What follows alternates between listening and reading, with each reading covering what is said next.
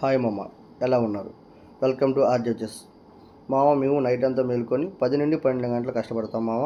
మొన్న construction field వాళ్ళకి వైషాలు పంపించాం, అది మీకు కూడా తెలుసు కదా మామ. ఈరోజు అతను కాల్ చేశాడు మామ. కాల్ చేసి మీ సర్వీస్ బాగుంది, మీ క్వాలిటీ బాగుంది, నాకు నచ్చాయి అమ్మా అన్నాడు అని ఈరోజు ఆర్డర్ పెట్టాడు మామ. ఈరోజు సార్ ఆర్డర్ పెట్టారు మామ. ఆర్డర్ ప్రకారం సరుకు పంపించాం మామ. కానీ ఈరోజు బాధాకర విషయం ఏంటంటే మార్కెట్లో రేట్లు మొత్తం డౌన్ అయిపోయింది మామ. దానివల్ల రైతులు కొంచెం ధర్నా చేశారు.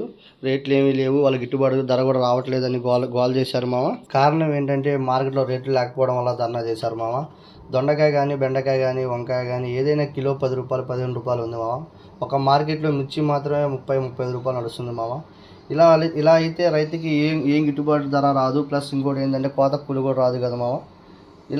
దీనివల్ల ఏంటంటే రైతు బాగా నష్టపోతాడు మామ. మార్కెట్లో గొడవైంది మామ. కారణం ఏంటంటే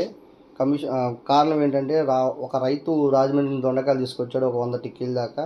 ఇక్కడ రేట్ ఏమో కిలో 2 రూపాయలు, 3 రూపాయలు ఉంది. ఆయన బాగా గోల్ చేసి 5 రూపాయలు, 3 రూపాయలు, 2 రూపాయలు మీరు అమ్మితే మేము బండి కిరాయి ఇవ్వాలండి, మీకు కమిషన్ ఇవ్వాలి, నేను కోతకి కూలి ఏమి ఇవ్వాలండి, మీరు 5 రూపాయలు, 4 రూపాయలు అమ్మితే నేను ఏం చేయాలండి అన్నాడండి. కానీ ఇక్కడ మేము కూడా ఏం చేయడానికి ఏమీ లేదు మామ. కారణం ఏంటంటే రేట్ లేదు మామ. మార్కెట్ ఇక్కడ మార్కెట్ కాదు, ఎక్కడ ఏపీ తెలంగాణలో ఎక్కడ కూడా రేట్లు లేవు మామ. దొండకాయ టిక్కి 200, 300 మాత్రమే నడుస్తుంది మామ.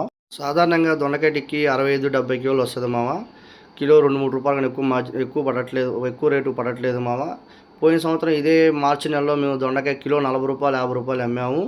కానీ ఈ సంవత్సరం ఎవరు ఏం చేయడానికి కూడా ఏమీ లేదు మామ. రేటు బాగా డౌన్ అయిపోయింది. మేము కూడా రేటు పెరగాలని చూస్తున్నాం మామ. ఓకే మామ, ఉంటాను, బాయ్.